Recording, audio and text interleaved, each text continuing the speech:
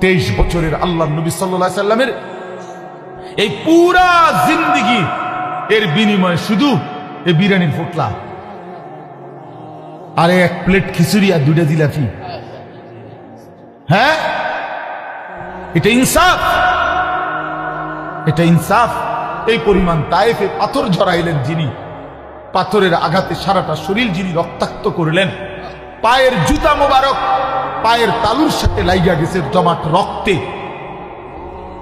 আল্লাহ নবী সাল্লাল্লাহু আলাইহি সাল্লাম পেটের ক্ষুধায়, পেটের মধ্যে কষ্টে পেটে পাথর বাঁধছেন, দান দান শহীদ করা রক্ত ঝরিয়ে উহুদের ময়দানে বেহুশ হয়ে ঘন্টার পর ঘন্টা পড়েছিলেন। ঘরের চুলায় 3 মাস আগুন জ্বলে নাই, রান্না করা খাবার খান নাই 3 মাস টানা। আল্লাহর কসম, হাদিস যে নবী তায়েফের পাথরের আঘাতে রক্ত ঝরাইলেন, ক্ষুধার কষ্টে পেটে পাথর বাঁধলেন, সারা রাত উম্মতের জন্য। আম্মা জান আয়েশা বলছে, দিনের পর দিন আমি দেখছি নবী সারা রাত উম্মতের জন্য এশার পরে দাঁড়াইতেন, ফজরের আজান পর্যন্ত চোখের পানি ফেলে কাঁদতেন আর দোয়া করতেন। এত চোখের পানি, এত রক্ত, এত ক্ষুধার কষ্ট বিনিময়ে এক প্লেট খিচুড়ি দাও। এই ছিল নবীজির এই 23 বছর। এর বিনিময়ে আমরা এই দিলাম।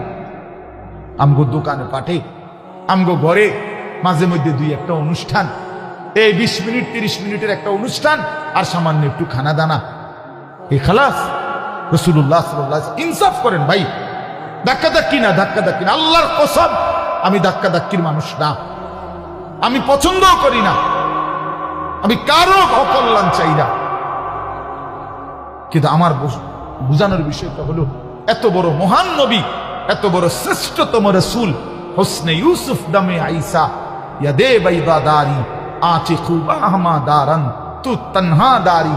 আল্লামা ইকবাল বলছে, ও নবী মুহাম্মদ, 1.25 লক্ষ আম্বিয়ার যত গুণ আছে আপনার মাঝে যদি তালাশ করি, একা বন্ধু সব আপনার মাঝে খুঁজে পাই। এত বড় রাসূল তিনি, 1.25 লক্ষ নবীর সমস্ত সিফাত আল্লাহ তাআলা যার মধ্যে দিয়েছেন। वो खालिकियत में बेमिसाल, ये हुस्न सूरत में बेमिसाल। আল্লাহ যেমন সৃষ্টিকর্তা হিসাবে তুলনাহীন, এই মুহাম্মদ সাল্লাল্লাহু আলাইহি সাল্লাম সৌন্দর্য এবং গুণাবলীতে তুলনাহীন। ইনি সৌন্দর্য অসাধারণ, আভ্যন্তরীণ গুণাবলীতেও অসাধারণ। এত বড় দামি রাসূল, এত বড় শ্রেষ্ঠ নিয়ামত আল্লাহ আমাদেরকে দিয়েছেন। এই বিনিময়ে নবী সাল্লাল্লাহু আলাইহি সাল্লামের প্রতি আমাদের এটুকু জিম্মাদারি। বলেন বাবা, এটা ইনসাফ? এটা ইনসাফ? মাথার চুল থেকে পায়ের নখ পর্যন্ত সুন্নাতের কোনো নমুনা নাই।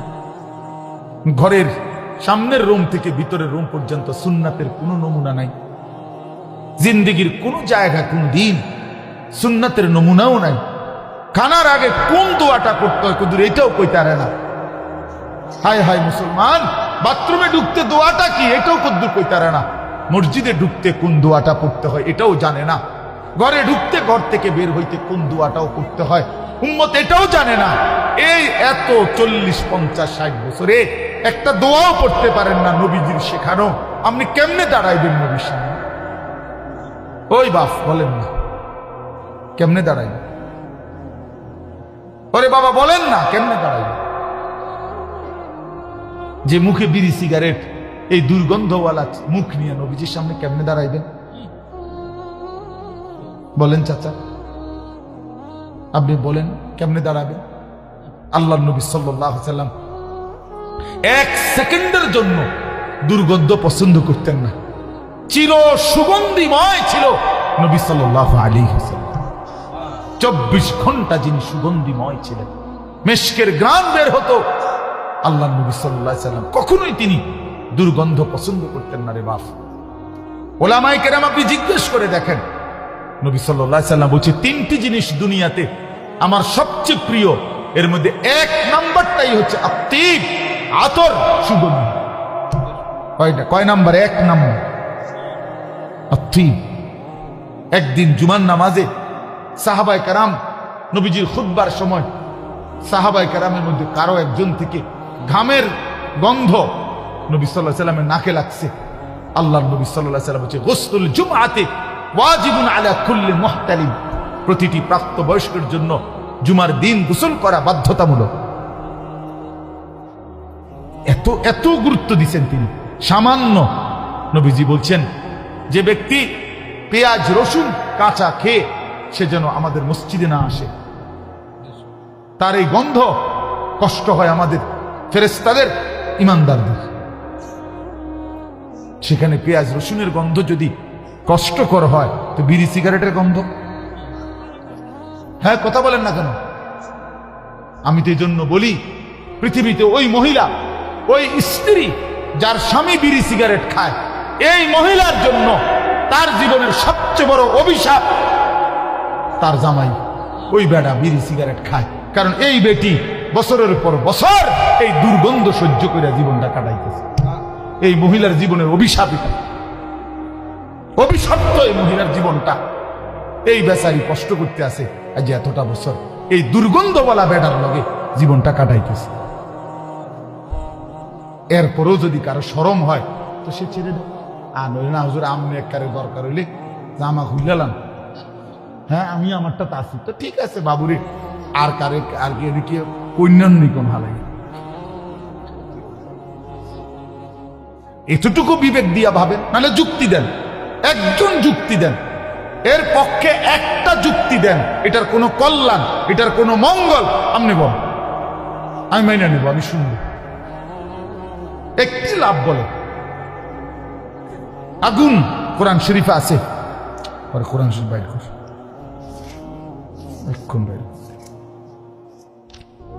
এই যে দেখেন কোরআন শরীফে আছে, তুসকা মিন আইনিন আনিয়া লাইসা লাহুম তাআমুন ইল্লা মিন দারি' লা ইউসমিন ওয়া লা ইউগনি মিন জু'।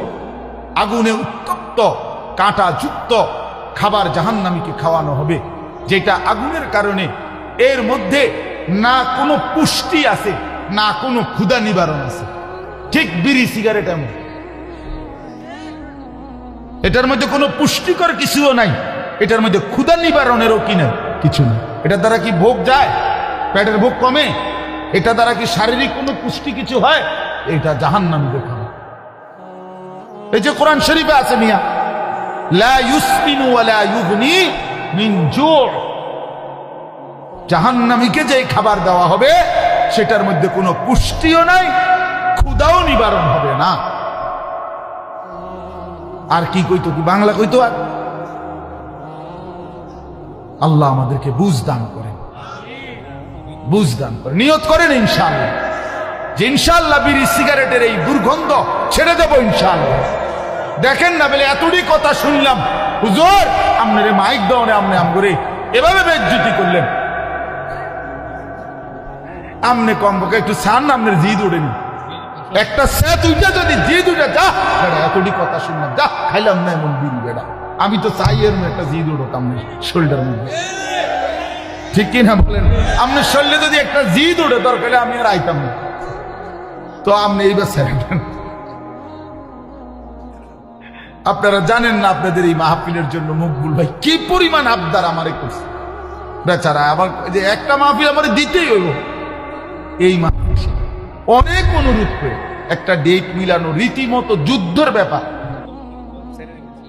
আল্লাহ আপনাদেরকে কবুল করে নেন। আমি আপনাদেরকে ভালোবাসি, এর অর্থ হইল আমরা বলো কন্যাকন্যা লাগছি এমন কিছু না বাপ, ঠিক না? আপনারাই বলেন, কোন কারো অসন্তুষ্টি, আমি তো ঝগড়া না, মাকসাদ বদলানো। কেন ছেড়ে দিবেন না? কেন? আল্লাহ আমাদেরকে বুঝ দান করেন।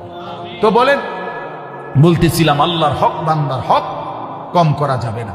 বান্দার হক যা আছে তা আপনার কাছে বান্দার যত হক, আপন বোনের সম্পদ, আপন ফুফুর সম্পদ, আপন ভাইয়ের সম্পদ, আপন স্ত্রীর মোহরের সম্পদ, আপনি সব আদায় করে দেন। আটকায় রাইখেন না বাবা, আটকায় রাইখেন না। ওই মানুষ একেবারে নিকৃষ্ট, মানুষের মধ্যে একদম নিকৃষ্ট খারাপ লোক ওই ব্যক্তি যে আপন জনের হক মাইরা খায়।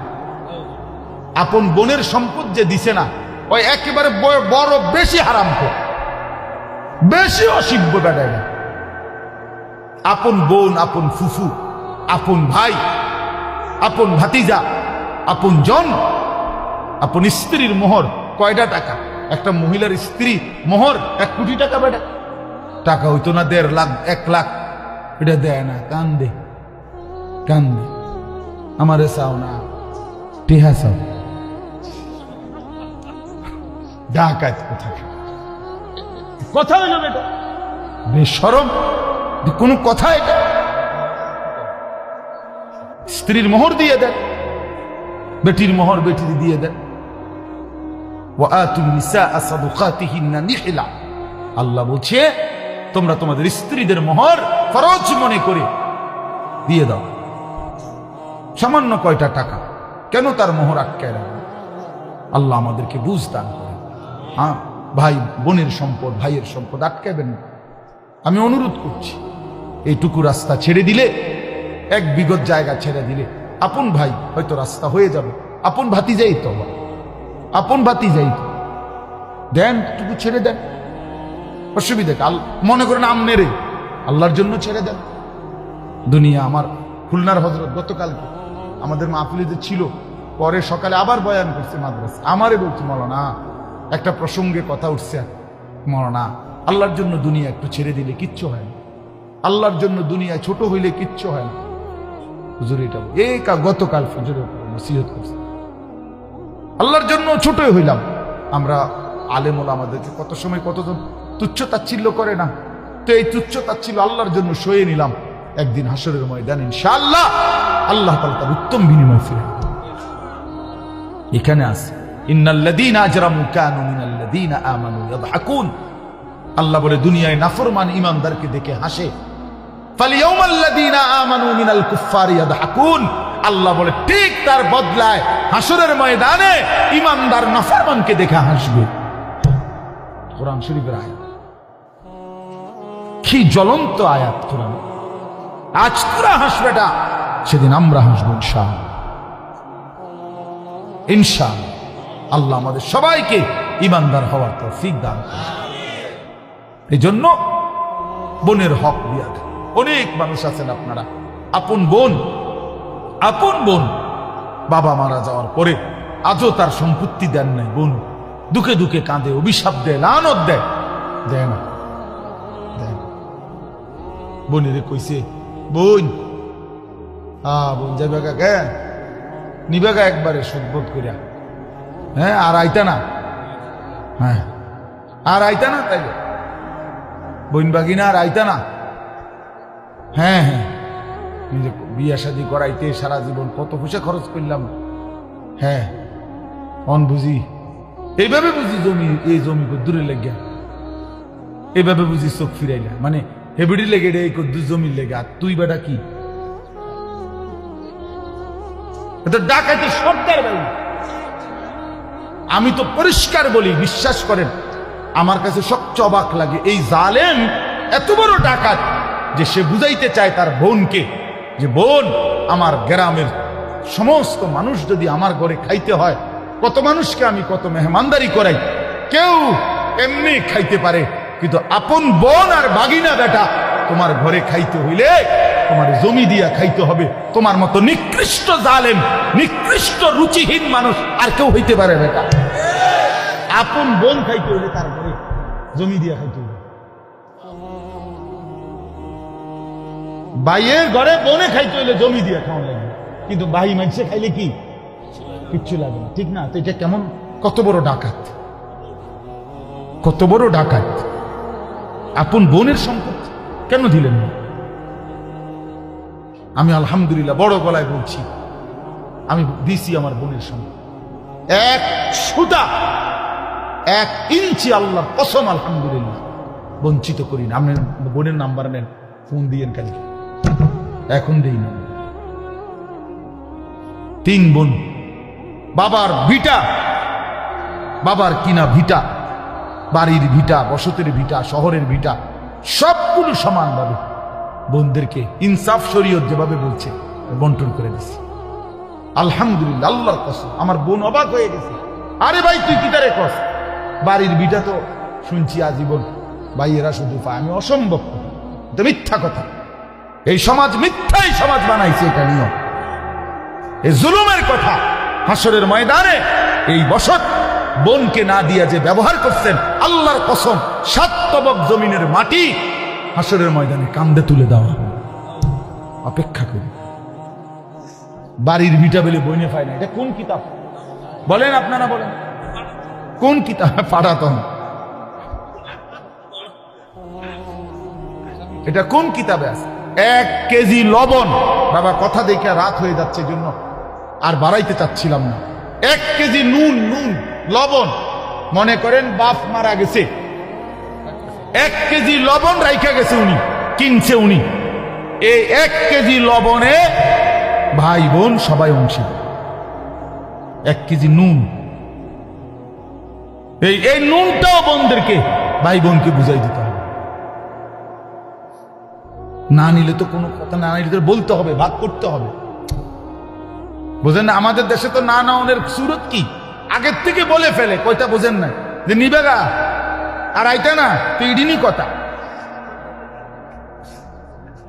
এটা নেই কথা, এটা না কথা। জিজ্ঞানের দরকার কি? আপনি বন্টন করেন, তো সেই বলবে কি? আগে তো আপনার দায়িত্ব কি? জিগাও না বন্টন করেন, বন্টন করেন, আপনি বন্টন করেন। আল্লাহ রাসূল সাল্লাল্লাহু আলাইহি ওয়াসাল্লাম স্পষ্ট শরীয়তের বিধান, মৃত ব্যক্তির মৃত্যুর পরে তার প্রথম কাফন দাফনের ব্যবস্থা করার পর তার বৈধ ওসিয়ত পূরণ করা, তার যে ঋণ ওসিয়ত এগুলো পূরণ করা, তারপরে দায়িত্ব হলো তার ওয়ারিসদের মধ্যে সম্পদ বন্টন করা। এইটা না দিয়া ওই গ্যারাম চুক্তি এটা টিয়া উড়াইয়া খানা ভাতের থালা, খানা 7 দিনের খানাটা কোন দিন, জ্যাফরটা কোন দিন, এইটা নিয়ে বেশ একেবারে পারে জিগাইয়া লয়। ওই যে আইস গেতে জানা যায় হ্যাঁ নে কইয়া লাও ডেটটা, তাহলে সুবিধা হইব, মানুষটি আবার ফাইতা না। আজকে কইয়া লাও খানাটা কোন দিন, খানার উপরে কোনো ওষুধ নাই। হ্যাঁ জানা, তার মধ্যে বলে নাম লেখা, বলে 4 দিনের খানা, 41-40 দিন পরে খানা, বছর খানা, মানে একটা মানুষ মরছে গ্রামের একটা ঈদ। হ্যাঁ ওমা, তো এতগুলো খানার বুঝাইলে এটা খুশির ব্যাপার না? এই লোকের মৃত্যুতেই তো এতগুলো আমগো লাভ হইল। আমরা এখন 4 দিনে একটা খানা পাইলাম, 41 দিনে একটা খানা পাইলাম, বছর একটা মৃত্যুবার্ষিকীর খানা পাইলাম, 3টা খানার বুঝ করে দিয়ে বেচারা কবরে গেছে। তো এর চাইতে বড় আনন্দের বিষয় কি হইতে পারে? এর চাইতে বড় খুশির বিষয় কি? এটা তো গ্রামবাসীর জন্য অনেক বড় সৌভাগ্য যে একটা লোক মারা গেছে। আস্তাগফিরুল্লাহ, আস্তাগফিরুল্লাহ। অথচ কোরআন সুন্নাহ এটা বলছে কিনা দেখেন। বললেই আমরা কওমি মাদ্রাসার উলামায়ে কেরাম কোরআনুল কারীম এবং রাসূলুল্লাহ সাল্লাল্লাহু আলাইহি ওয়াসাল্লামের সুন্নাহ পেশ করিলেই এইগুলা ফিতনা ছড়ায়, এটা ওয়াহাবি। আমরা হয়ে যাই ওয়াহাবি, আমরা হয়ে যাই নবীর দুশমন। তো নবীর দুশমন হইলে নবী যে তুমি এটা প্রমাণ করে দাও যে নবীজি তার সাহাবায়ে কেরাম, এত সাহাবী ইন্তেকাল করছে নবীজির আমলে, কার 7 দিন না খানা 40 খানা হইছে সেটা বুঝায় দাও। তুমি ইমানদার, তুমি প্রমাণ করে দাও। আমি যেহেতু দুশমন তো আমারে বাদ দাও, তুমি ইমানদার বুঝায় দাও জাতিকে, জনসাধারণের মাঝে দেখায় দাও সেই কিতাবের নাম কি। আমরাও কদ্দুর পইরা দেখি, আমরাও তো 2-4 লাইন আরবি পড়তারি, বলো। অতএব আমি লম্বা করে ফেললাম, বান্দার হক আদায় করবেন, বলেন ইনশাআল্লাহ। বোনের হক দিয়ে দিবেন, স্ত্রীর হক দিয়ে দিবেন, আপন জনের চাচার, ভাইয়ের, ভাতিজার বঞ্চিত কইরেন না বাপ। শুধু কীর্তেন আমনে হুদাউদি এতগুলো মিথ্যা বইলা, দলিলের ফ্যাসফুস লাগাইয়া, সর্দার মাতব্বরের আলগা ফুসা খাবাইয়া, হয়তো আমনে চালাক দেখা কৌশল করে লাইছেন আর কি, নিছেন গা আর কি আখেরাত। কথা বলেন না কেন? এনে না বাটফারি করলেন, কত বাটফারি করে কিতা নিছেন? জমি 2 গন্ডা 6 শতক, আপনি কি 2টা বাংলাদেশ নিছেন গা? তো এই কদ্দুরের জন্য এত বড় আখেরাত বরবাদ করে দিলেন। একটা তাল গাছের লেগে এতটি মিশা কথা কইলেন, 1 বিঘত জায়গার জন্য এতগুলো বাটফারি করলেন। আস্তাগফিরুল্লাহ, কামটা কি করলেন? এই 1 বিঘত জায়গা দিয়ে করবেন কি? বুখারীর হাদিস, নবী সাল্লাল্লাহু আলাইহি সাল্লাম বলেন, মান আখাযা শিবরাম মিনাল আরদি যুলমান, যে 1 বিঘত সম্পদ কারো অন্যায় ভাবে নিয়ে নিল, তাব্বাকাহুল্লাহু ইয়াউমাল কিয়ামাতি 7 আরদিন, 7 তবক জমিনের মাটি কিয়ামতের দিন তার কাঁধে তুলে দেবে। কি মনে করছেন এটা ছোটখাটো বিষয়? আল্লাহ আমাদেরকে মাফ করে দেন। তাই এবার আয়াতের তর্জমা শুনেন। আল্লাহ তাআলা এই সূরার মধ্যে দুইটা ভাগ করছেন মানুষকে, একটা হলো ফুজ্জার, একটা হলো আবরার। আল্লাহ বলেন আমার বান্দা দুই রকম হয়, এক দল হয় ফুজ্জার মানে নাফরমান, আরেক দল হয় আবরার মানে নেককার। আবরার অর্থ হলো সৎকর্মশীলগণ, ন্যায়পরায়ণ নেককার বান্দাগণ। তো আমি যেই 5টা আয়াত করছি ওখানে ওই নেককারদের পুরস্কারটা কি আল্লাহ সেটা বলছে, ইন্নাল আবরার লাফি নাঈম, আমার নেককার বান্দারা চির নিয়ামতে ভরা সুখের জান্নাতে বসবাস করবে। নিয়ামতে ভরা, নিয়ামতে ভরা। কদ্দুর নিয়ামত, কদ্দুর নিয়ামত? সকালে 1 কাপ চা, 2 পিস পাউরুটি, দুপুরে 2 আইটেমের তরকারি দিয়ে 2 ভাত। ইনি ইদা রাআইতা থাম্মা রাআইতা নাঈমান ওয়া মুলকান কাবীরা। বাহ! মালিক বলছে বান্দা আমার যখন জান্নাত দেখবে, আবার দেখবে, আবার দেখবে, আবার দেখবে, আবার দেখবে, ঘুরে ঘুরে ঘুরে দেখবে, আর দেখবে শুধু নিয়ামতে নিয়ামতে ভরা, আর পুরা এক সুবিশাল রাজত্ব আল্লাহ তাকে দান করছে। ইদা রাআইতা থাম্মা রাআইতা নাঈমান ওয়া মুলকান কাবীরা। সুবহানাল্লাহ। ইন্নাল আবরার লাফি নাঈম। আল্লাহ বলেন আমার সেজদাওয়ালা, ঈমানওয়ালা, আমলওয়ালা, বন্দেগীওয়ালা বান্দা নিয়ামতে নিয়ামতে ভরা জান্নাতে থাকবে। আলাল আরাইকি ইয়ানদুরুন, জান্নাতের সিংহাসনে বসে আমার বান্দা দেখতে থাকবে। আলাল আরাইকি ইয়ানদুরুন, জান্নাতের সিংহাসনে বসে আমার বান্দা দেখতে থাকবে। কি দেখবে? 3 জিনিস। কয় জিনিস? ঘুমাও পরে দিন আমার ছাত্র বুঝছেন, আমার সাথে আইছে, এই জন্য বলছি যে সদবদ যাতে না করে। তো আল্লাহ তাআলা বলেন আমার বান্দা জান্নাতি, জান্নাতে বসে সিংহাসনে, আলাল আরাইক, সিংহাসনের মধ্যে বসে দেখতে থাকবে। কি দেখবে? 3 জিনিস দেখবে। 1 নাম্বার, আল্লাহ তাআলা তাকে যে সুবিশাল রাজত্ব জান্নাত দিছে পুরাটা এক নজরে দেখবে, পুরাটা। তাহলে বুঝা গেল এটা 10 হাত বাই 10 হাত। সবচেয়ে ছোট জান্নাত 10 দুনিয়া বড়, এই দুনিয়া 10টা করছে এই পুরাটা সে আল্লাহর কুদরতে নিজের জান্নাতের সিংহাসনে বসে একসাথে নিজের রাজত্ব পুরাটা দেখবে। কি পরিমাণ নিয়ামত আল্লাহ তাকে দিছে, সব সে দেখবে, সব দেখবে, সব। কেমনে দেখব? এটা কিভাবে দেখব? আর চলেন দোয়া করি আল্লাহ যেন আমারও জান্নাত দেয়, আপনারও জান্নাত দেয়। তাইলে তো আমিও দেখুম, আপনিও দেখব। ঠিক আছে, তখন আপনি আমারে বুঝাই কইন এমনে, আমিও আপনারে বুঝাই কমি এমনে, দেখবো যেমনে। ইনশাআল্লাহ আল্লাহ কবুল। হতাশ না হই ভাইয়া, দিল তো খুশ হওয়া চাই। আল্লাহ তাআলা তো ইমানদারের জন্যই জান্নাত বানাইছে। আল্লাহ তাআলা না দেওয়ার জন্য বানান নাই, দেওয়ার জন্য বানাইছে। আল্লাহ বলছে আমার একটা বান্দাকে আমি জাহান্নামে ফেলতে চাই না। নব্বি ইবাদি আন্নী আনাল গফুরুর রহিম। আল্লাহ বলছে বন্ধু বলেন না, আমার বান্দাদেরকে বলেন আমি মাওলা বড় বেশি মেহেরবান, দয়ালু, মাফ করে নেওয়ালা। ও যদি গুনাহ ছেড়ে দেয়, তওবা করে আর করবে না ওয়াদা দেয়, লজ্জিত আর অনুতপ্ত হয়ে বান্দা আমার মাফ চাইলে আর করবে না বললে, গুনাহ ছেড়ে দিলে আমি 90 বছরের আসমান পর্যন্ত পৌঁছা গুনাহ 1 নিমিষেই মাফ করে দেব। পরে বলেন ফিরে আসতে। ও যেন হতাশ না হয়, আমার বান্দা হতাশ না হয়। আমি ছাড়া আমার বান্দার আছে কি? ওয়ালা ইয়াগফিরুয যুনুবা ইল্লা আনতা, মাওলা আপনি ছাড়া মাফ করবে কে? ফাগফিরলি মাগফিরাতাম মিন ইনদিক। বান্দা বলে মাওলা কাজে আপনি ছাড়া যেহেতু কেউ নাই, আপনি আমারে মাফ করে দেন। ইন্নাকা আনতাল গফুরুর রহিম, আপনি তো খুব বেশি মেহেরবান, ক্ষমাশীল, দয়াবান।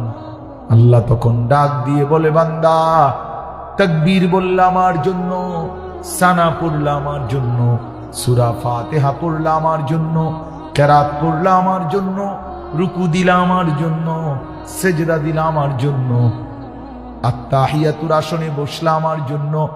এত কিছু আমি আল্লাহর জন্য করে আমি যদি তোমারে মাফ না করি বান্দা কেমন হয়? তোরে মাফ করব না তো কাকে করব বান্দা? চল বান্দা, আমি আল্লাহ তোকে মাফ করে দিলাম। والذين إذا فعلوا فاحشة أو ظلموا أنفسهم ذكروا الله فاستغفروا لذنوبهم ومن يغفر الذنوب إلا الله। আল্লাহ বলে বান্দা জুলুম যত বেশি হোক, নাফরমানি যত বেশি হোক না কেন, কাউকে কিছু না বলে আমি আল্লাহকে মনে করো। কাকে? রাত গভীরে এক ফোঁটা চোখের পানি ফেলে দাও, পেছনের জিন্দিগির গুনাহ থেকে মাফ চাও। আল্লাহর নবীকে আল্লাহ বলছেন বন্ধু, নবী সাল্লাল্লাহু আলাইহি সাল্লামকে আল্লাহ একদিন বলছে বন্ধু, 90 বছরের কোন বুড়া যদি কোন এক রাত গভীরে আমি আল্লাহর কাছে এসে বলে, মাওলা আমার জওয়ানি খতম হয়ে গেছে, আমি আর ঠিক মতো চোখে দেখি না, আমি আর ঠিক মতো হাঁটতেও পারি না, আমার শরীরের সেই যৌবন নাই, পকেটেও আর টাকা নাই, সমাজেও ক্ষমতা নাই, ঘরেও আর কদর নাই, যেহেতু আমার কিছুই নাই, সব হারিয়ে রাত গভীরে গুনাহ ছেড়ে দিয়ে তওবা করে মাওলা আপনার কাছে ফিরে আসলাম। বলতে যদিও লজ্জা হয় তবুও মাফ চাইবো কার কাছে বলেন? আপনি ছাড়া আছে কি? এমন বলে যদি কোনো বান্দা আল্লাহর কাছে মাফ চায়, আল্লাহ নবীকে বলছে বন্ধু, এমন বৃদ্ধ অসহায় বান্দাকেও আমি আল্লাহ ওয়াদা দিলাম মাফ করে দেব। ওরে বইলেন আসতে, কিন্তু মিথ্যা সাথে নিয়ে না, গুনাহ সাথে নিয়ে তওবা করলে হবে না, ছেড়ে দিয়ে তওবা করতে হবে, ছেড়ে দিয়ে। আল্লাহ তৌফিক দান। তাহলে 1 নাম্বার বান্দা জান্নাতের নিয়ামত দেখবে। 2 নাম্বার জাহান্নামীরা যে আযাবের মধ্যে আছে, এই জান্নাতের সিংহাসনের মধ্যে বসে এই জান্নাতি বান্দা জাহান্নামের দৃশ্য, আযাবের দৃশ্যগুলো দেখবে আর লাফ দিয়ে উঠবে, হায় আল্লাহ আপনি যদি দয়া না করতেন তো আমিও তো তাদের মধ্যেই থাকতাম। ওয়ালাউলা নি'মাতু রাব্বি লাকুনতু মিনাল মুহদারিন। যদি আল্লাহ দয়া না হতো তাইলে আমিও তো পড়ে যেতাম। এই দ্বিতীয়টা, সিংহাসনে বসে জাহান্নামের দৃশ্য দেখ। 3 নাম্বার, আল্লাহু আকবার, না 3 নাম্বার কইতাম? 3 নাম্বার হলো জান্নাতি বান্দা জান্নাতের সিংহাসনে বসে মহান আল্লাহ পাককে দেখতে থাকবে। আলাল আরাইকি ইয়ানদুরুন, আসমান উপর, আরে উপরের দিকে তাকাবে আর মহান মাওলাকে দেখবে। 70,000 বছর এক নজরেই তাকিয়ে থাকবে। জান্নাতের হুরেরা টানবে, বন্ধু এদিকে ফিরেন, কতদিন হয় আমাদেরকে তো ভুলে গেলেন। জান্নাতি বলবে, মহান আল্লাহর রুয়াত, মহান আল্লাহর দিদারের সামনে তোমরা তো কিছুই না। ইলা রাব্বিহা নাযিরা তারিফু ফি বুজুহিহিম নাদরাতান নাঈম। আল্লাহ বলেন আমার জান্নাতি বান্দার চেহারা সমূহের মধ্যে দেখবেন, নবীকে বলছেন একেবারে স্বাচ্ছন্দ্য, সজীবতা, আনন্দ, ফুর্তি, কোনো ক্লান্তি, কোনো অবসন্ন, বিষাদ, পেরেশানি, অস্থিরতা কিচ্ছু নাই, একদম তেল তিল, মানে একদম সুখে ভরা, আনন্দে ভরা, পেরেশানি মুক্ত এক প্রশান্ত চেহারা, হাস্যোজ্জ্বল চেহারা আমার বান্দার চেহারার মধ্যে দেখতে পাবেন।